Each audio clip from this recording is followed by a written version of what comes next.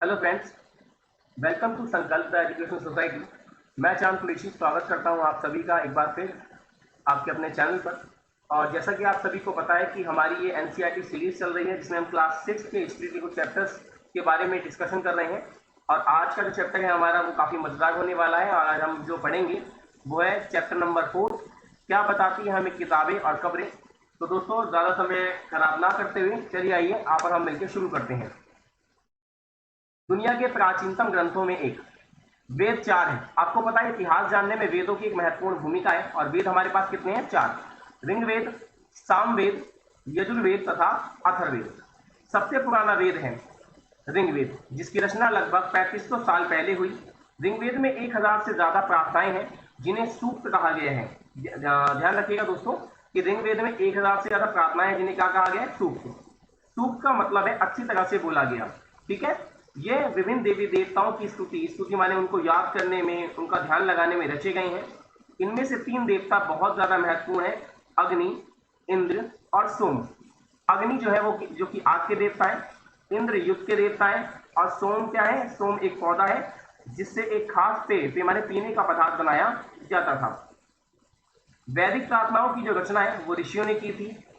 ऋग्वेद की जो भाषा थी वो प्राकृतिक संस्कृत या वैदिक संस्कृत कहलाती है। ठीक है दोस्तों, ध्यान रखिएगा कि ऋग्वेद की जो भाषा है वो प्राक संस्कृत या वैदिक संस्कृत कहलाती है। ठीक है, आगे चलते हैं। संस्कृत और अन्य भाषाएं।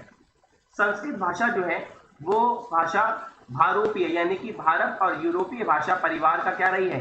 हिस्सा है।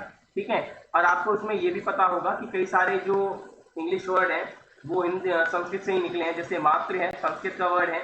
ठीक है ना, इसे हम हिंदी में माँ हिंदी कहते हैं, मदर अंग्रेजी रहता है, तो ये मातृ से ही मदर बना है। ठीक है ना। आगे चलते हैं दोस्तों। इतिहासकार ऋग्वेद का अध्ययन कैसे करते हैं? ऋग्वेद के जो कुछ सूक्त हैं वार्तालाप बातचीत के रूप में है, जिसमें बातचीत का अंश है।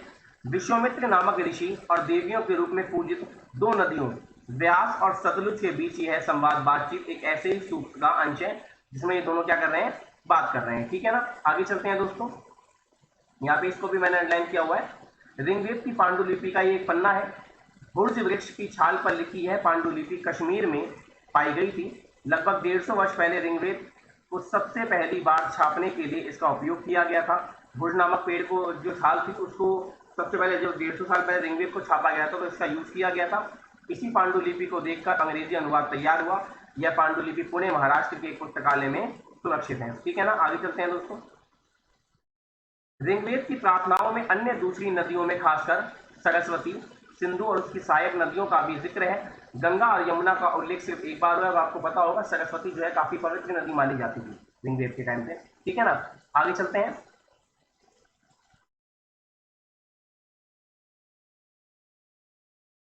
जनता या पूरे समुदाय के लिए 2 शब्दों का इस्तेमाल होता था। एक था जन, जिसका प्रयोग हिंदी व अन्य भाषाओं में आज भी होता है। दूसरा था विश्व, जिससे वैश्य शब्द निकला है। ठीक है ना। आगे चलते हैं। ऋग्वेद में विश्व और जनों के नाम मिलते हैं। दस्यु वह लोग थे, ये ध्यान रखिएगा, दस्यु वह लोग थे जो यज्ञ नहीं करते थे और शायद दूसरी भाषाएं बोलते थे। आगे आते हैं। दास दास वह स्त्री और पुरुष होते थे जिन्हें युद्ध में बंदी बनाया जाता था। उन्हें उनके मालिक की जायदाद माना जाता था। आपको पता होगा पहले दास प्रथा होती क्या है बेसिकली, आपको दोस्तों बता दूं कि बाजारों में मानव को पशुओं की तरह बेचने व खरीदने की प्रथा को दास प्रथा कहा जाता है। और दासों को जो स्त्री या पुरुष होते थे उनको युद्ध में, जैसे 2 साम्राज्य युद्ध लड़ते थे तो वहां के लोगों को पकड़ के दास बना दिया जाता था। उन्हें उनके मालिक की जायदाद संपत्ति माना जाता था। जो भी काम मालिक चाहते थे उन्हें वह सब करना पड़ता था। ठीक है ना। आगे चलते हैं। खामोश प्रहरी कहानी महापाषाणों की कैसे देखते हैं एक बार। महापाषाण के बारे में आपको पता है कि महापाषाण जो है ये बेसिकली पत्थर से जुड़ा हुआ है। ठीक है ना। तो आगे देखते हैं। महापाषाण कब्रें बनाने की प्रथा लगभग 3000 साल पहले शुरू हुई। यह प्रथा दक्कन, दक्षिण भारत और उत्तर पूर्वी भारत और कश्मीर में प्रचलित थी उस समय। ठीक है। आगे आते हैं। क्या देखते हैं दोस्तों। महापाषाण को ताबूत शवाधान शिष्ट कहा जाता है। महापाषाण जो इस टाइप का जो महापाषाण होते थे इनको बेसिकली इन शवाधानों को जो ताबूत टाइप में बना रखा, आपने देखा होगा ये कब्र है एक प्रकार की, इसको ताबूत के तरीके से बना रखा है। इसको क्या कहते थे?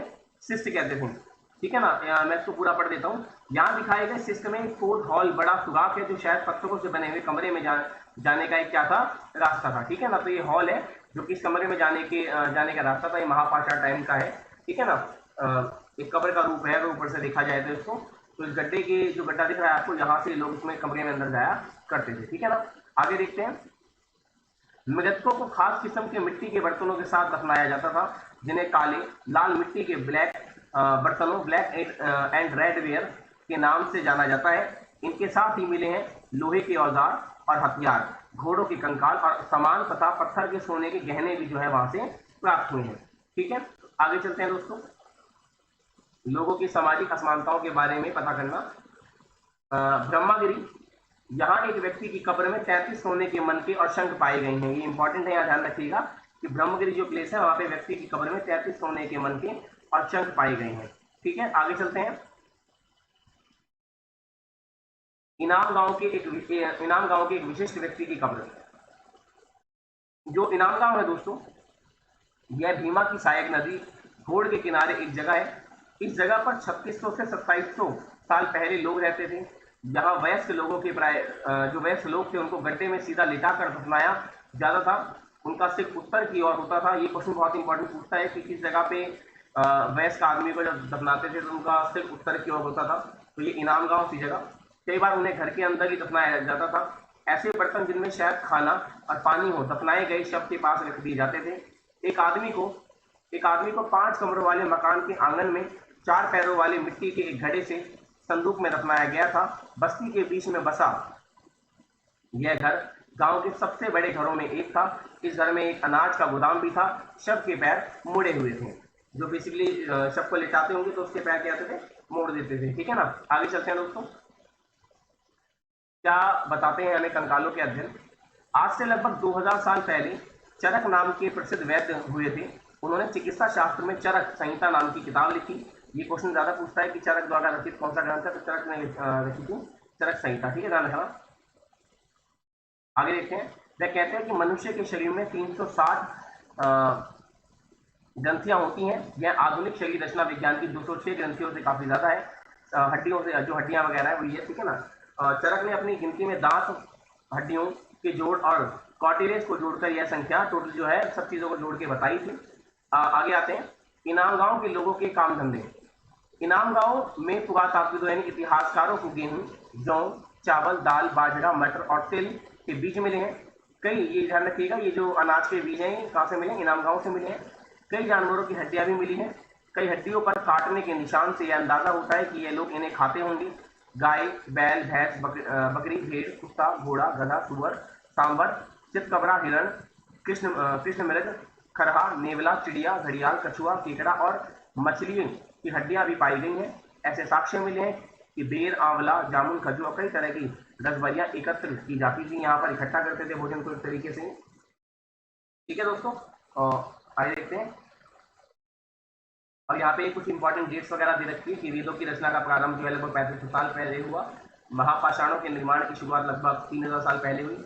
इनाम गांव में किसानों का निवास 3600 से 2700 साल पहले हुआ और चरक लगभग 2000 साल पहले की बात, ठीक है ना। तो ये हमारा चैप्टर जो है दोस्तों यहाँ पे खत्म होता है, ठीक है। तो आई होप कि आप सभी को ये चैप्टर जो है अच्छा लगा होगा।